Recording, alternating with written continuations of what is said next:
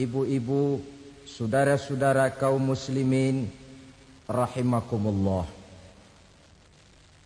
Pada pertemuan yang lalu sudah saya jelaskan bahwa hidup selalu berakhir dengan kematian. Apabila datang kematian menimpa seseorang, datanglah kiamat baginya. Itu yang disebut dengan kiamat kecil. Hakikatnya mati adalah perpindahan dari kehidupan di dunia ini menuju kehidupan di alam barzakh. Menunggu kita di alam barzakh sampai datangnya saat kiamat. Entah 10 tahun, entah 100 tahun, entah 1000 tahun, hanya Allah saja yang maha tahu. Adapun orang-orang beriman yang melakukan amal kebajikan dalam kehidupan di dunia ini, masa penantian yang lama di alam barzakh buat mereka sebentar saja. Tetapi bagi orang-orang kafir yang ingkar, yang tidak beriman kepada Allah, yang hidup di dunia cuma menumpuk-numpuk dosa, tentu penantian di alam barzakh akan merupakan waktu yang sangat lama. Bukankah dalam kehidupan kita waktu itu memang relatif? Contoh misalnya, bagi pemuda-pemudi yang sedang duduk asyik memadu cinta,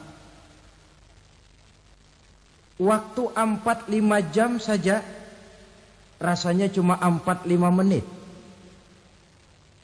Tenggelam oleh keasikan. Tapi buat orang yang berbaring di rumah sakit, meratap di balik-balik apa itu tembok derita kata lagu, di balik dinding-dinding penjara, sehari bagai seminggu, seminggu rasa sebulan, sebulan boleh jadi rasa setahun. Penantian yang sangat lama. Kapan kiamat itu akan datang? Ini rahasia Allah. Jangankan kita yang orang awam, baginda Nabi sendiri tidak diberitahu oleh Allah kapan kiamat itu akan terjadi. Tetapi sungguh pun demikian, banyak hadis-hadis yang menjelaskan ciri atau tanda-tanda datangnya kiamat. Nah, kalau sudah bicara soal tanda, tanda kiamat itu ada 2. Pertama yang disebut alamatus sughra, tanda-tanda kecil. Ini waktunya masih ada tenggang. Ada yang dinamakan alamatul kubra, tanda-tanda besar. Artinya kiamat sudah diambang pintu. Apa tanda-tanda kecil dari datangnya hari kiamat itu? Misalnya kata Nabi, apabila ilmu sudah diangkat oleh Allah. Artinya apabila ulama sudah banyak wafat, minat orang belajar agama berkurang, lalu kebodohan nampak merajalela di mana-mana, zina dikerjakan secara terbuka, minuman-minuman keras jadi kebanggaan, itu termasuk di antara tanda-tanda kecil terjadinya hari kiamat. Apalagi misalnya iza waladatil ammatu rabbataha, apabila budak sudah melahirkan tuan.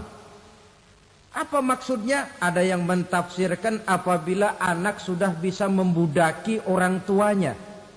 Orang tua yang melahirkan dia, yang membesarkan dia, demi setelah si anak besar jadi orang berpangkat, bertitel, berharta, berkedudukan.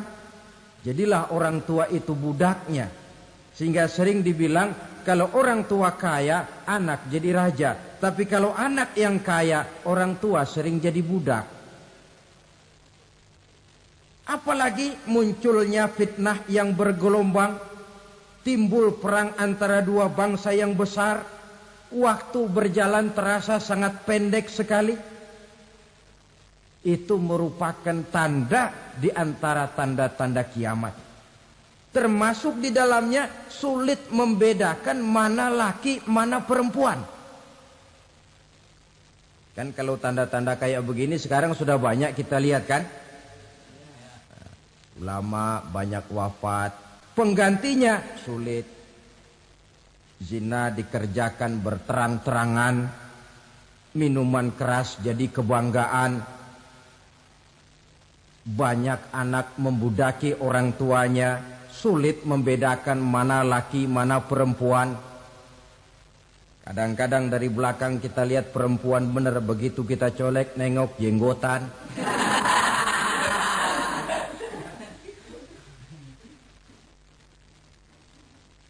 Ini termasuk tanda-tanda kecil. Masih ada tenggang sampai akan terjadinya kiamat itu. Nah, yang dimaksud dengan tanda-tanda besar, ini tanda besar artinya kiamat sudah di ambang pintu. Pertama, matahari terbit dari sebelah barat. Apabila matahari sudah terbit dari arah sebelah barat, tertutuplah sudah pintu taubat. Bersabda Nabi kita, la taqumus sa'atu hatta tatlu'a syamsu min maghribiha. Tidak akan datang hari kiamat sampai matahari terbit dari arah sebelah barat. Fa iza tala'at, manakala matahari telah terbit dari arah sebelah barat, wara'ahan nasu, manusia banyak menyaksikan itu, amanu ajma'un, mereka pun lalu beriman. Yang tadinya kafir, yang tadinya ingkar, yang tadinya membangkang, setelah melihat matahari terbit dari sebelah barat, buru-buru beriman, berlomba-lomba mengucap dua kalimat syahadat. Tapi apa yang terjadi? Kata Nabi, wadzalika hina la yanfa'u nafsan imanuha lam takun amanat min qabl. Hari itu adalah hari yang iman sudah tidak berguna lagi bagi seseorang apabila sebelumnya memang dia tidak pernah beriman. Au kasabat fi imaniha khaira, atau beriman tetapi tidak pernah melakukan kebajikan di dalam keimanannya itu. Hari yang sudah kasib, hari yang sudah terlambat, beriman tidak akan ada gunanya lagi. Ini pelajaran buat kita. Sebelum sang surya terbit dari sebelah barat, sebelum nafas sampai di tenggorokan, artinya pintu taubat masih terbuka. Kalau dua hal itu sudah terwujud, nafas sudah sampai di kerongkongan, atau matahari sudah terbit dari arah sebelah barat, tertutuplah sudah pintu taubat. Tak ada lagi gunanya pangkat, jabatan, harta, bahkan beriman pun dalam suasana macam itu. Too late, kata orang Kulon. Sudah terlambat. Matahari terbit dari arah sebelah barat. Itu tanda besar, artinya kiamat sudah di ambang pintu. Lalu apalagi tanda besar? Munculnya Dajjal. Dajjal artinya pendusta-pendusta yang menyesatkan manusia. Ada dua macam Dajjal, saudara. Ada Dajjal kecil. Ini Dajjal kelas teri. Kalau ini sejak zaman Rasulullah sudah ada itu. Tiap zaman ada. Di zaman Rasulullah misalnya ada yang bernama Aswad al-Unsi dari Yaman. Ada yang namanya Musailamah al-Kazzab dari Yamamah. Ada yang namanya Ibnu Sayyad dari Madinah. Ini Dajjal-Dajjal di zaman Rasul. Musailamatul Kazzab memproklamirkan diri jadi nabi dia. Di zaman Rasul masih hidup. Ini Dajjal zaman Nabi. Di zaman sahabat muncul Dajjal-Dajjal. Di zaman kita sekarang ini Dajjal-Dajjal pun gentayangan. Dajjal kelas teri. Kerjanya mendustakan manusia, menyesatkan manusia, memalingkan manusia dari jalan yang benar dan diridhoi oleh Allah Subhanahu wa taala. Adapun yang merupakan tanda besar dari datangnya kiamat, dajjal kelas kakap. Pembohong-pembohong besar yang menyesatkan masyarakat manusia berpaling dari jalan Allah mengikuti jalan mereka. Apa sih ciri dajjal itu? Kata Nabi dalam hadis Bukhari Muslim, "Innad dajjala", sesungguhnya yang namanya dajjal itu yakhruju, satu saat akan muncul mendekati hari kiamat. Wa inna ma'ahu ma'an, si dajjal ini membawa air. Wa naran, dan juga membawa api. Dua simbol. Di tangan yang satu dia bawa air, di tangan yang satu dia bawa api. Wa ammal ladzi yarahu an-nasu ma'an fanarun. Adapun yang orang banyak lihat air, hakikatnya adalah api. Yang dilihat api, hakikatnya adalah air. Oleh sebab itu, kalau api yang ditawarkan, ambillah air. Kalau air yang ditawarkan, pilihlah api. Maksudnya apa ini? Ini bahasa simbol, saudara-saudara. Dajjal bicaranya seolah-olah untuk kepentingan manusia. Menawarkan surga. Surga yang dia tawarkan hakikatnya neraka. Hai manusia, kalau kau mau bahagia, jangan dekat-dekat dengan agama. Solat itu tidak efektif dan efisien, tidak produktif dari segi ekonomi itu. Menghadiri majelis taklim cuma buang-buang waktu. Tahajud, tasbih, tahlil, baca Quran, apa itu? Pekerjaan mubazir saja. Hidup ini cuma sekali, masa yang cuma sekali, manfaatkan dengan sebaik-baiknya. Mumpung. Dibawanya sifat mumpung, tetapi dalam pengertian yang sangat negatif. Bicaranya seolah-olah untuk kepentingan manusia, tetapi sebenarnya menjerumuskan manusia. Menawarkan air, tapi sebenarnya api. Menawarkan api, tapi hakikatnya air. Buat apa kamu sholat? Buat apa kamu bayar zakat? Buat apa kamu puasa? Surga yang dicanangkan dajjal, hakikatnya neraka. Neraka yang digambarkan dajjal, pada dasarnya adalah surga. Jadi memutarbalikan fakta itu kerjaan dajjal. Yang hak jadi batil, yang batil dibilang hak, yang benar jadi salah, yang salah malah jadi benar. Tuntunan disuruh jadi tontonan, tontonan malah menjadi tuntunan. Itu pekerjaan dajjal profesinya. Zamannya Nabi Adam, dajjalnya kan iblis. Betul? Betul. Apa sih rayuan iblis itu? Allah setelah menciptakan Nabi Adam kan bilang, Adam, kau dan istrimu Hawa tinggal di surga ini. Seluruh fasilitas yang ada di surga persilahkan kau nikmati. Satu yang tidak boleh, jangan coba-coba dekati pohon khuldi.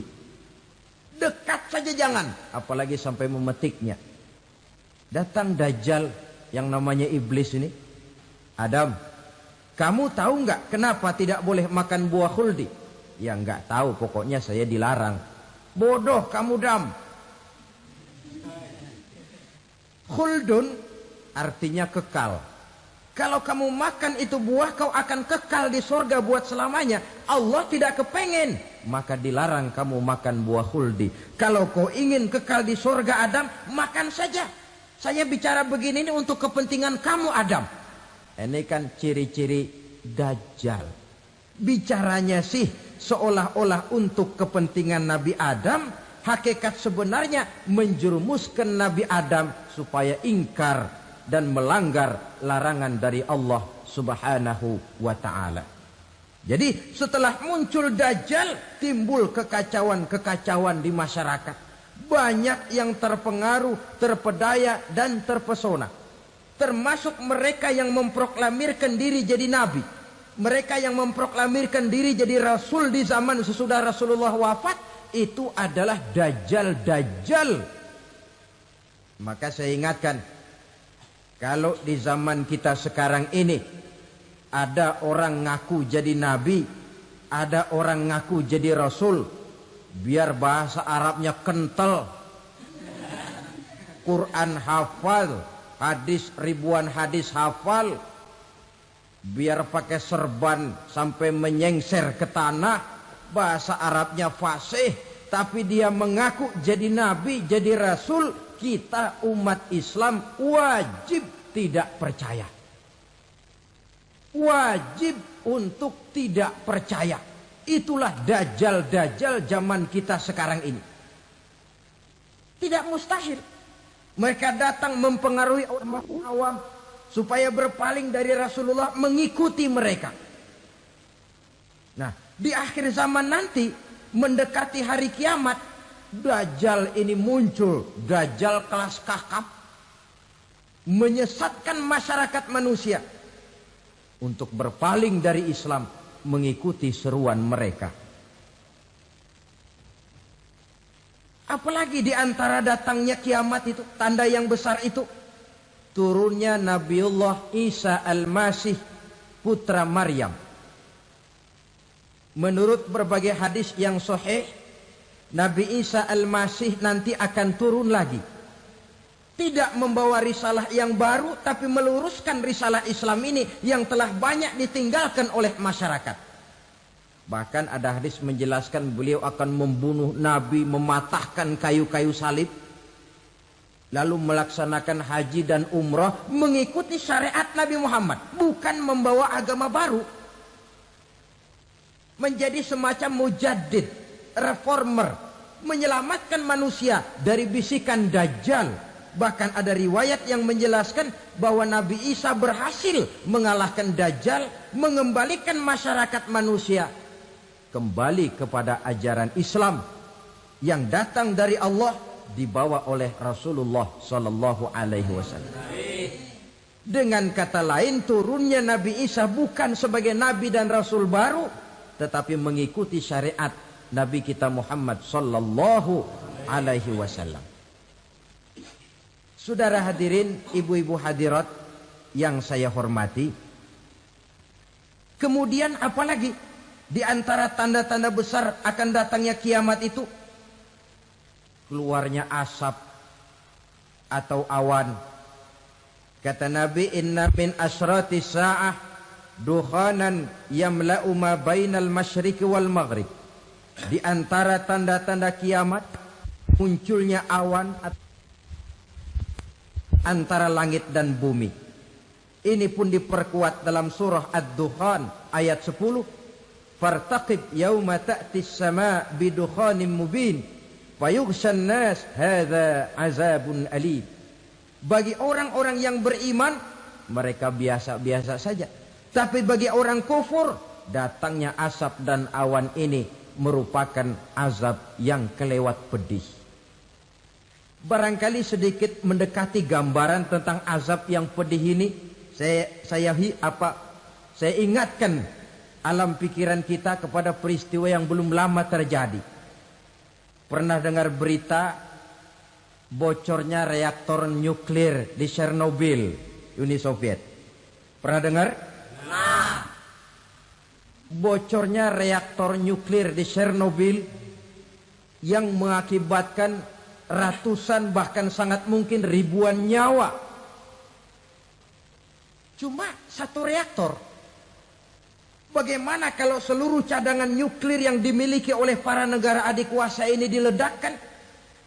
Bahkan yang konon menurut catatan, cadangan nuklir yang dimiliki bersama oleh Amerika dan Rusia sekarang ini sudah sanggup memusnahkan 6 miliar manusia. 1,5 kali lebih banyak dari jumlah manusia yang nongkrong di permukaan bumi ini. Saudara-saudara hadirin yang saya hormati, lalu saat mendekati hari kiamat, apalagi tandanya?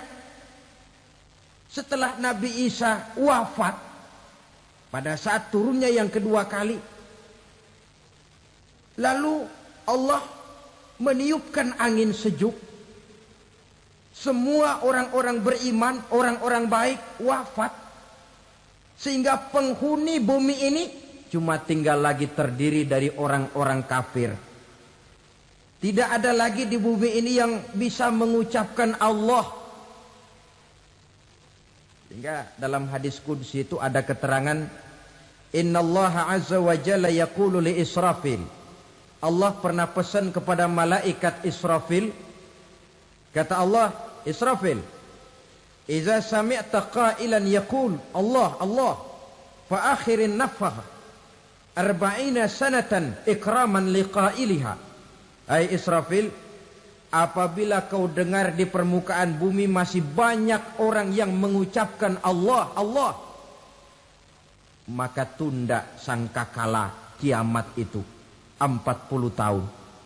Untuk apa? Ikraman liqailiha, menghormati orang yang mengucapkan Allah Allah itu.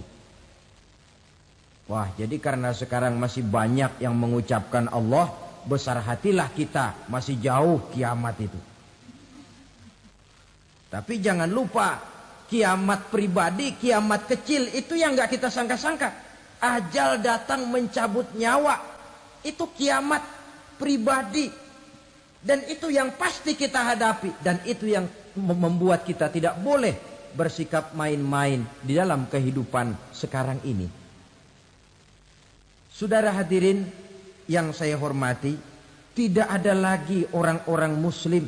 Seluruh penduduk dunia ini kafir. Lalu terciptalah struktur sosial yang berlandaskan prinsip hidup semau gue. Bakal terjadilah prinsip di mana yang kaya menyantap yang miskin, yang kuat menindas yang lemah. Hidup sudah bagaikan di rimba belantara. Berlaku hukum rimba. Siapa yang kuat dia yang menang. Siapa yang lemah menjadi mangsa. Timbul kekacauan. Maksiat merajalela. Munkarat menjadi-jadi. Sehingga isi bumi ini penuh dengan segala macam perbuatan dosa. Tidak ada perlunya lagi alam diperpanjang temponya. Datang saat yang sudah dijanjikan oleh Allah Azza wa Jalla, maka terjadilah yang disebut kiamat kubra, kiamat besar, kiamat ancur-ancuran. Bagaimana kejadian ini dimulai?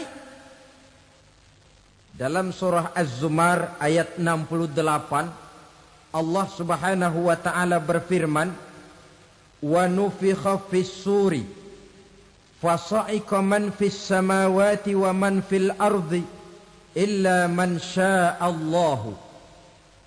Maka manakala ditiuplah sangkakala, terkejutlah seluruh yang ada di langit dan seluruh yang ada di bumi. Bila saat kiamat datang, Allah perintah malaikat Israfil, Israfil, tiup sangkakalamu. Ditiuplah sangkakala oleh malaikat Israfil. Yang akibat daripada tiupan itu, seluruh yang ada di langit, seluruh yang ada di permukaan bumi terkejut.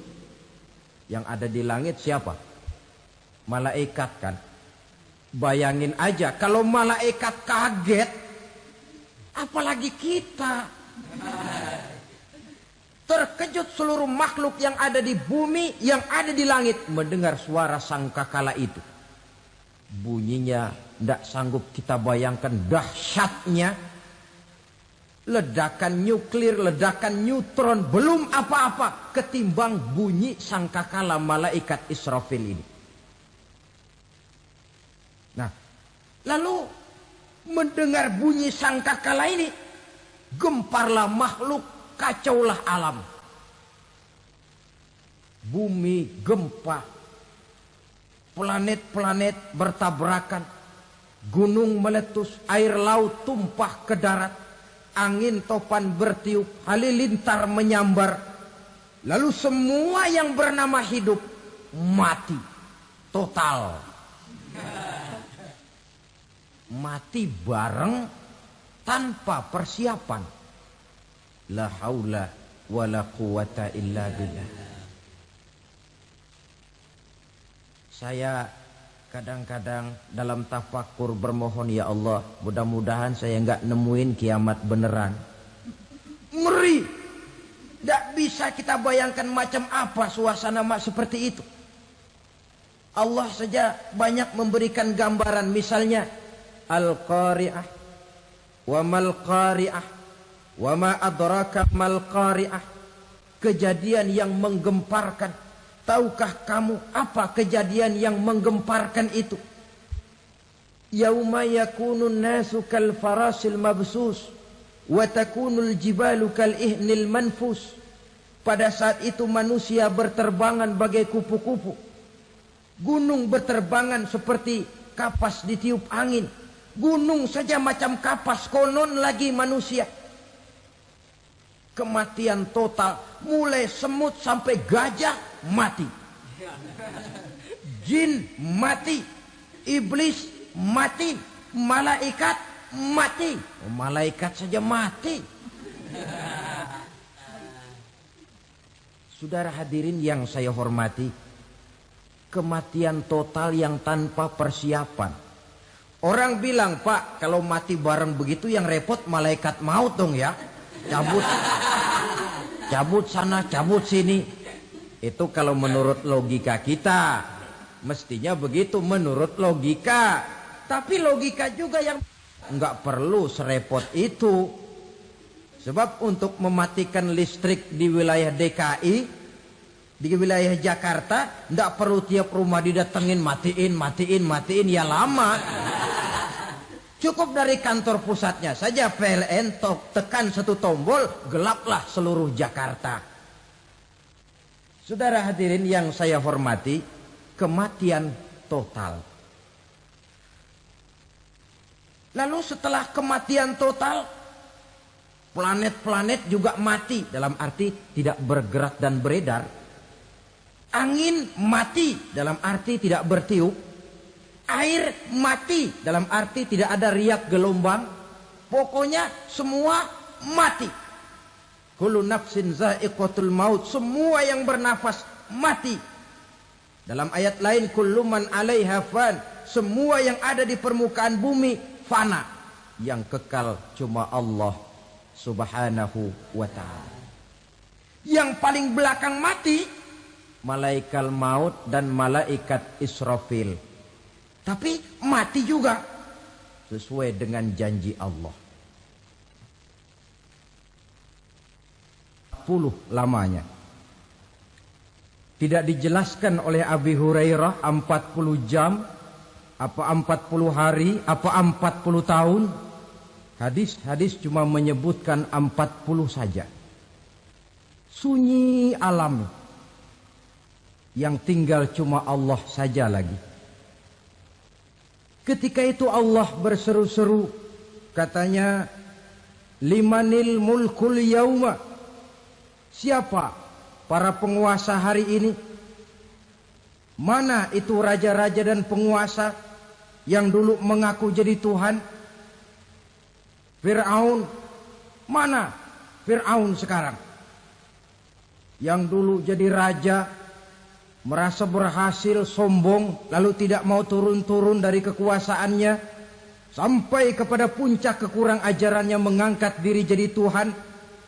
Mana itu Fir'aun? Namrus. Mana sekarang Namrus? La ilaha illa ana. Ternyata tidak ada Tuhan lain selain daripada aku, kata Allah. Proses kemudian, saudara-saudara, turunlah hujan dari langit. 40 lamanya hujan itu. Tidak jelas juga 40 jam apa 40 hari. Setelah air turun membasahi, datanglah tiupan sangkakala yang kedua. Semua yang bernama mati bangkit dari kuburnya masing-masing. Ini yang disebut Yaumul Ba'thi, hari kebangkitan. Allahu Akbar. pada saat kita bangkit dari kubur kita masing-masing, kumpul di padang mahsyar namanya. Bayangin aja, saya sendiri nggak sanggup bayangin. Manusia sejak zaman Adam sampai zaman kiamat kumpul bareng di tempat sama. Berapa banyaknya itu?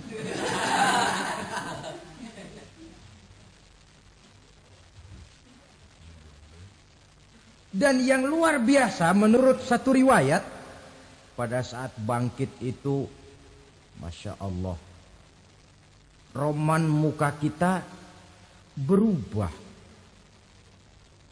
Disesuaikan dengan amalan kita waktu di dunia ini. Barang siapa yang waktu di dunia amalannya itu amalan tikus, di akhirat nanti dia bangkit dari kubur, mukanya seperti muka tikus. Gagah betul badannya, tapi mukanya seperti tikus. Kenapa? Amalannya waktu di dunia seperti amalan tikus. Apa amalan tikus itu? Suka ngegeragoti barang yang sudah disimpan rapi-rapi. Orang sudah simpan uang rapi-rapi, simpan perhiasan rapi-rapi, digeragoti oleh tikus. Maling-maling, pencoleng-pencoleng, koruptor-koruptor. Itu nanti di akhirat nanti kita lihat mukanya seperti muka tikus. Oh ini waktu di dunia suka nyolong, hanya seperti muka tikus. Barang siapa yang waktu di dunia ini amalannya itu amalan macan, dia akan bangkit nanti mukanya seperti muka macan. Apa amalan macan? Macan itu amalannya menang-menangan. Orang yang mau menang saja nggak mau mengalah. Coba lihat di hutan. Kenal hutan nggak? Di hutan, raja hutan di mana-mana pasti macan. Betul kan? Betul. Padahal hutan belum pernah bikin pemilihan umum. Tapi macan tidak peduli ada pemilihan umum apa tidak, pokok saya raja. Sebab apa? Macan jadi raja itu bukan karena benar, tapi karena kuat jadi raja. Setelah dia jadi raja, rakyat hutan yang mesti dilindungi malah dimakan oleh raja macan. Kambing rakyat hutan dimakan oleh macan. Ayam rakyat hutan dimakan oleh macan. Itu nanti kita lihat di akhirat itu mukanya seperti muka macan, gagah betul. Lalu barang siapa yang di dunia ini amalannya itu seperti amalan anjing, nanti dia punya muka seperti muka anjing. Apa amalan anjing? Pertama, anjing itu kalau disuruh jaga rumah, dia tidak bisa membedakan mana maling, mana tamu. Biar yang datang maling, kalau bawa tulang, anjing kalem. Yang kedua, anjing itu akan setia kepada siapa saja yang memberinya roti. Siapa yang memberinya roti, itulah majikannya. Apa kata majikannya, pasti dia laksanakan. Soal benar atau salah dia tidak peduli. Setelah anjing dapat roti, dia tidak punya pilihan lain kecuali bilang, abdi mah kumaha juragan wae ayeuna mah.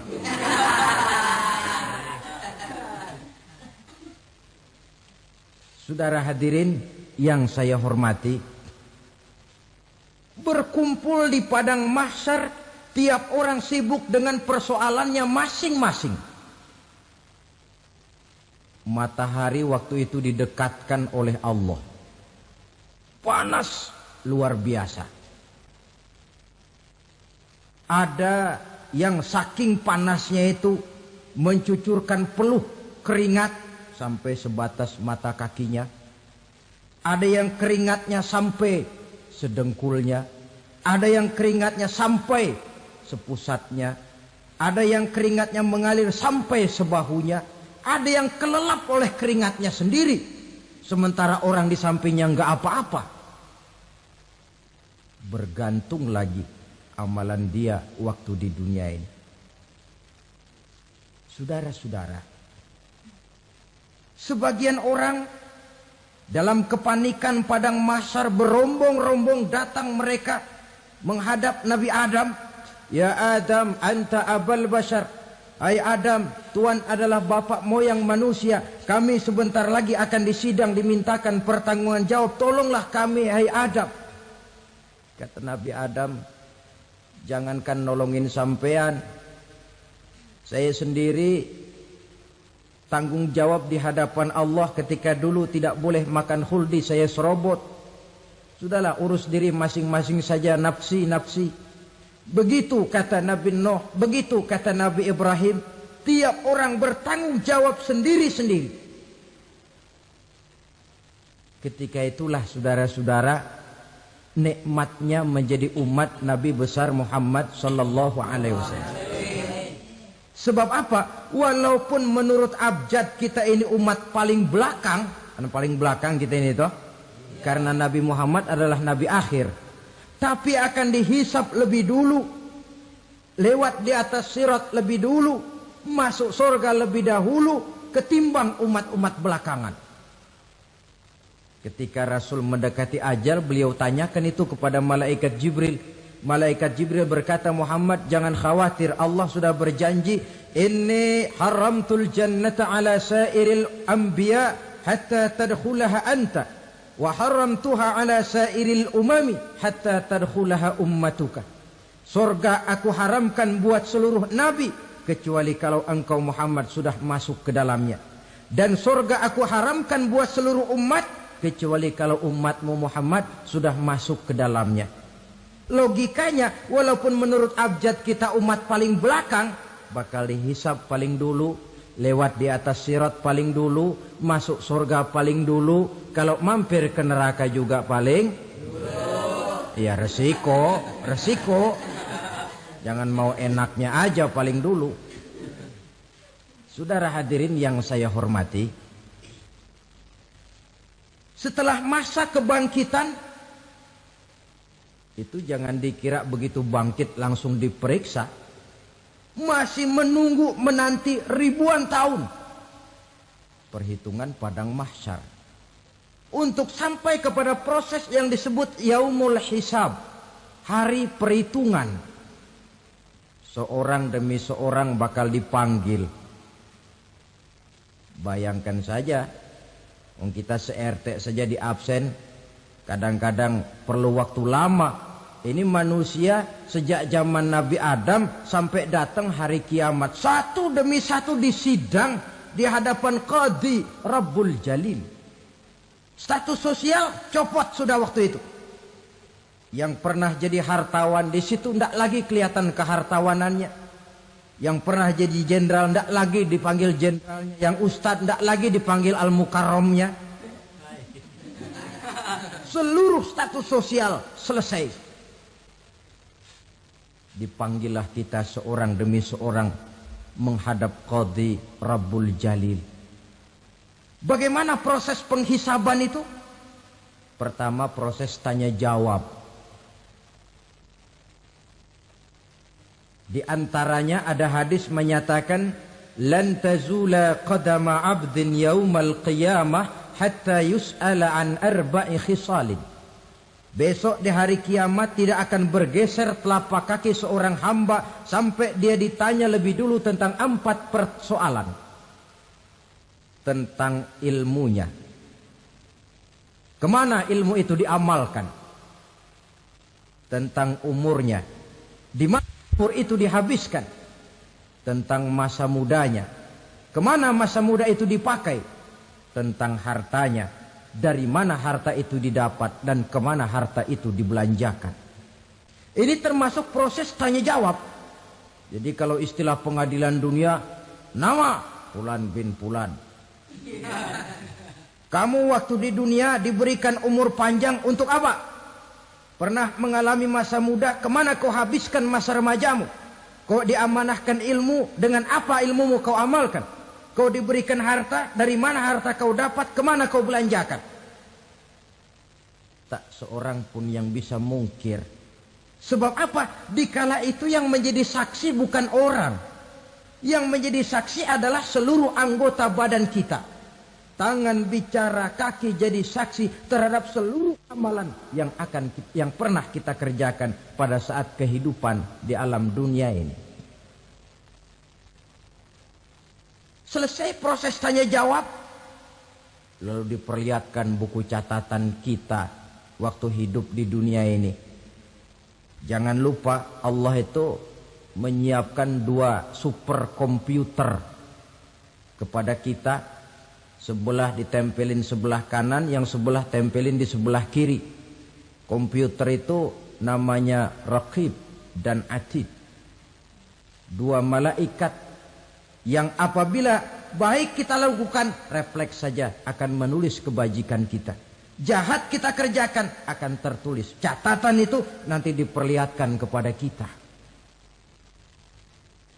Waduh, alangkah malunya pada saat diperlihatkan catatan kita, buku rapot kita merah melulu.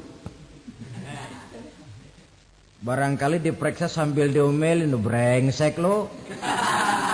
Buku merah melulu begini bagaimana waktu hidup di dunia? Tidak cukup diperlihatkan buku catatan kehidupan, rekaman kehidupan. Rekaman kehidupan kita secara utuh sejak terlahir sampai ajal datang merenggut nyawa. Barangkali mirip dengan video sekarang ini, di mana terekam dengan baik seluruh kegiatan kita sejak yang sekecil-kecilnya sampai kepada yang sebesar-besarnya. Untuk kemudian kita pun menerima balasan. In khairan fa khairun wa in syarran fa syarrun.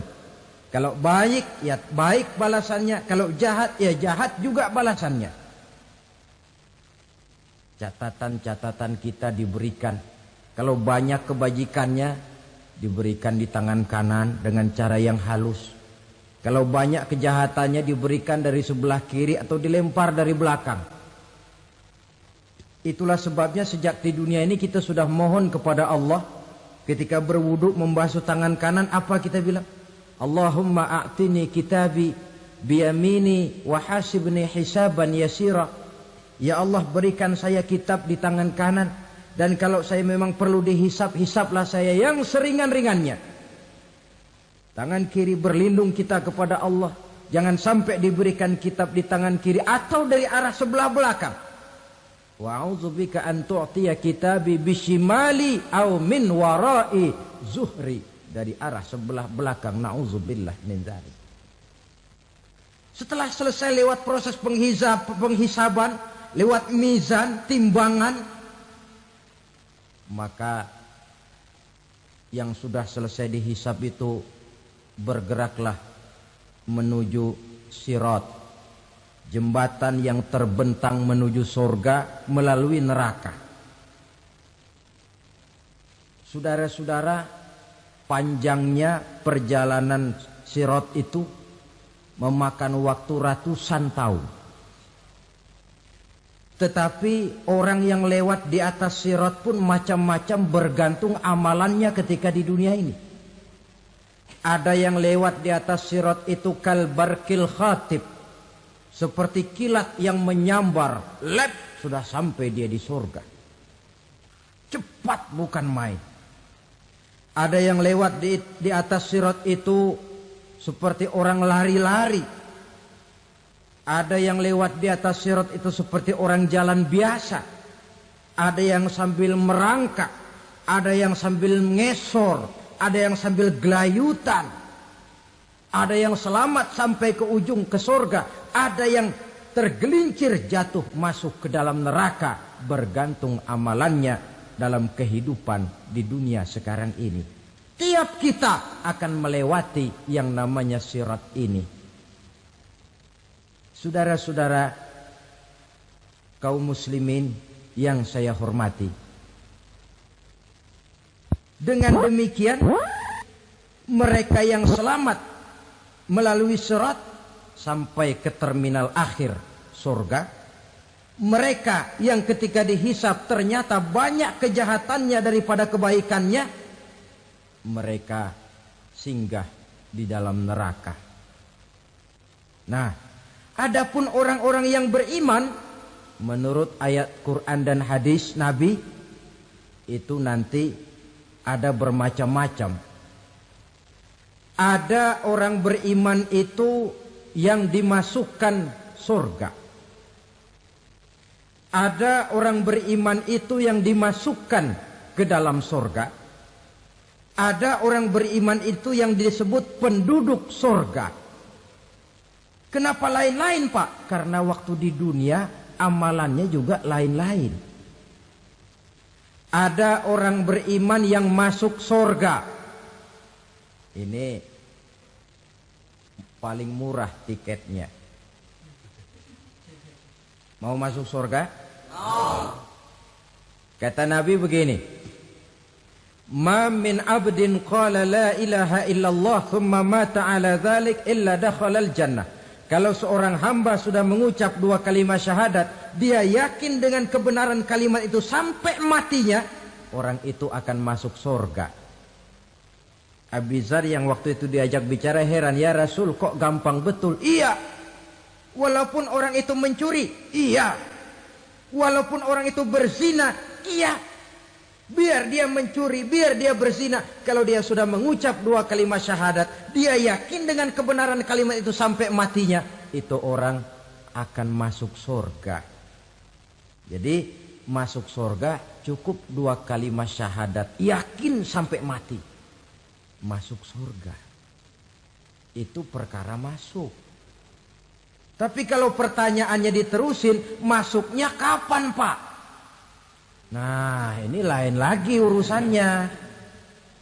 Sebab ada yang masuknya itu langsung, ada yang mampir dulu. Di sana tempat cuma 2. Kalau tidak surga, neraka. Mau ke surga, tapi mampir dulu. Yang mampirnya jelas di neraka. Kenapa? Dalam hadis qudsi ada riwayat. Nanti itu di akhirat, setelah Allah selesai mengatur penduduk surga, masuk surga, yang neraka, masuk neraka, Allah berkata kepada malaikat Malik, malaikat Malik, labaik ya Allah. Itu bajingan-bajingan tengik, manusia-manusia durjana, yang waktu di dunia tidak mau sujud, jauh dari ulama, gemar melakukan yang munkarat dan maksiat, hidup di tengah masyarakat selalu jadi bibit keonaran, kufur, sudah masuk neraka semua. Sudah ya Allah. Nah, kalau sudah, coba sekarang kamu masuk, Malik. Saya, iya, masuk neraka. Mau apa ya Allah? Kata Allah, akhriju minan nar man kana fi qalbihi misqala habbatin min khardalin min iman. Kau masuk neraka, cari di dalam neraka orang-orang yang ada imannya walaupun kecil sebesar biji zarah, angkat mereka keluar. Masuk malaikat Malik ke neraka, cari orang yang ada imannya, korek-korek. Ya repot, udah pada gosong. Yang ada imannya diangkat ke atas, yang ada imannya diangkat ke atas.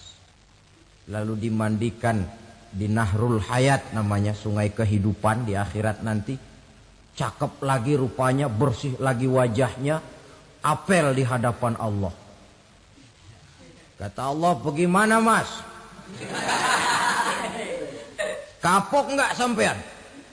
Kapok ya Allah. Nah, kalau kapok, idhab fadkhulil jannah. Pergi, masuk surga sana. Berangkat mereka ke surga. Ketemu sama teman-temannya yang udah sampai lebih dulu, yang enggak pakai mampir lagi. Terjadi dialog. Kata teman-temannya yang udah pada nyampe duluan, Mas, iya, emang baru sampai? Saya baru sampai. Memang mampir di mana dulu, Mas? Kita sudah lama sampai di surga. Saudara buka surah Al-Muddatsir ayat 34-35. Ma salakakum fis saqar? Kenapa kamu mampir di neraka Saqar? Qalu lam naku minal musallin. Mereka menjawab, kami mampir di neraka Sakor mas, gara-gara dulunya kami waktu di dunia tidak pernah sholat. Tidak pernah sholat? Tidak pernah. Kan rumahnya dekat masjid. Cuma dekat doang mas. Sholat mah enggak saya. Enggak pernah ngasih makan fakir miskin. Enggak pernah hadir di majelis taklim. Pendeknya enggak pernah melakukan kebajikan. Maka saya pun mampir di neraka Sakor. Untung betul saya punya iman mas sedikit. Waktu hidup di dunia dulu saya pernah mengucap 2 kalimat syahadat. Sekali-kalinya waktu mau kawin. Masya Allah. Untung saja kawin. Kalau nggak kawin polos.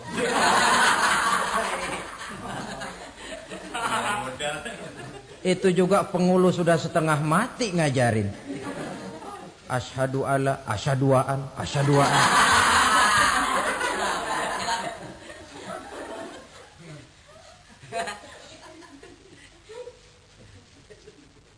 Ini namanya masuk surga. Ada mampir dulu. Ada pula orang mukmin itu yang dimasukkan surga. Namanya dimasukkan kan terima beres. Saya masuk ke rumah, jalan sendiri, cari tempat sendiri. Saya dimasukkan ke dalam rumah, terima beres. Pokok ada di dalam, itu dimasukkan namanya. Nggak pakai mampir. Tapi tentu tiketnya lebih mahal ketimbang yang pertama tadi. Apa kata Allah? Innal ladzina amanu wa 'amilus shalihat la ukaffiranna 'anhum sayyi'atihim wa la udkhilannahum jannah. Sesungguhnya orang-orang yang beriman kemudian beramal soleh, kami hapuskan segala dosa dan kesalahannya, kami masukkan mereka ke dalam surga. Lihat ayatnya. Allah yang memasukkan, kita yang dimasukkan. Tidak pakai transit, tidak usah mampir. Cuma tidak cukup syahadat, tidak cukup amanu, tapi diiringi dengan wa'amilus salih.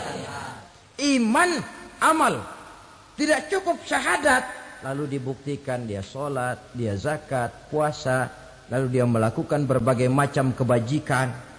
Ini yang menyebabkan dia tidak pakai mampir di tempat yang bernama Sakor. Lalu ada pula orang mukmin itu yang disebut penduduk sorga. Wah, ini sudah VIP ini. Ashabul jannah, penduduk sorga. Siapa mereka? Kata Allah, innal ladzina amanu summa istaqamu fala khaufun 'alaihim wala hum yahzanun ulaika ashabul jannah hum fiha khalidun. Sesungguhnya orang-orang yang beriman lalu istiqamah, tetap dalam melaksanakan perintah Allah, tidak goyah, tidak labil tapi stabil, istiqamah, mereka tidak takut dan tidak bersedih hati. Merekalah penduduk surga. Iman, istiqamah. Tidak punya duit, sembahyang. Banyak duit, sembahyang. Miskin, sembahyang. Kaya, tetap sembahyang. Istiqomah. Kadang orang kalau susah rajin ke masjid, banyak duitnya ngelihat masjid melengos. Waktu miskin hamba Allah, setelah kaya jadi hamba harta. Bergeser, tidak ada nilai istiqomahnya. Saudara-saudara, dengan begitu penduduk neraka itu dua. Ada penduduk permanen, ada penduduk yang semi permanen. Yang semi permanen orang-orang beriman yang mempunyai dosa besar. Mereka masuk ke neraka untuk menerima azab sesuai dengan dosanya. Bila selesai masa azab itu, mereka akan diangkat untuk ditempatkan kembali ke dalam surganya Allah Subhanahu wa ta'ala. Nah, dikala itulah saudara-saudara, ada yang disebut syafaat dari Rasulullah Sallallahu Alaihi Wasallam. Tapi tentu jangan lupa syafaat ini ibarat kain menambal dia. Kita punya kain bolong-bolong sedikit, syafaat yang menambal. Solat kita ada kurang dikit, sedekah kita ada campur riak dikit, amalan kita ada tidak karena Allah dikit. kita berharap syafaat. Jadi biarlah kain masih bolong-bolong, yang penting punya kain. Tapi kalau kainnya tidak ada, yang ditambal apanya? Sholat tidak, puasa tidak, zakat tidak, berharap syafaat saja. Ya, terlalu berlebihan itu. Saudara hadirin yang saya hormati, apabila selesai proses penghisaban, proses penghitungan, maka dikala itulah manusia terbagi dalam dua kelompok besar.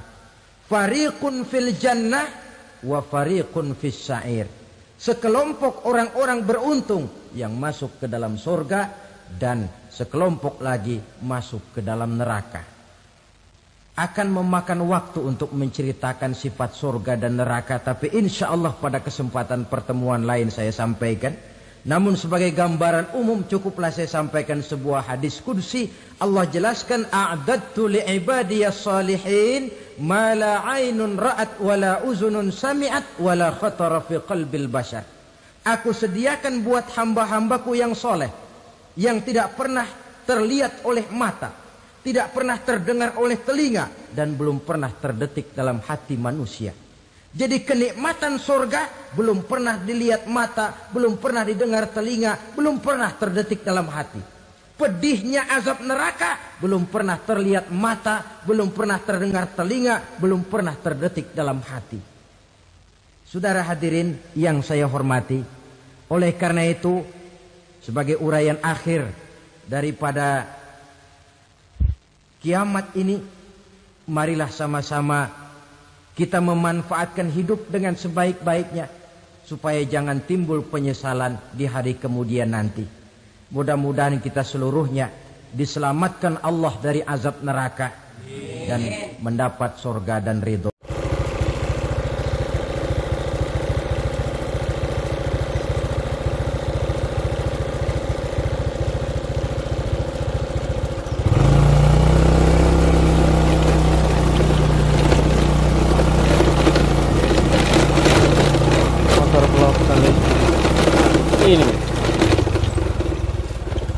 Kali ini kita bakal ke Arum ya.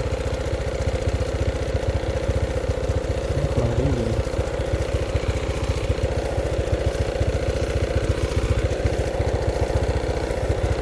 Nah, terus kita goyang guys, kameranya kayak gini.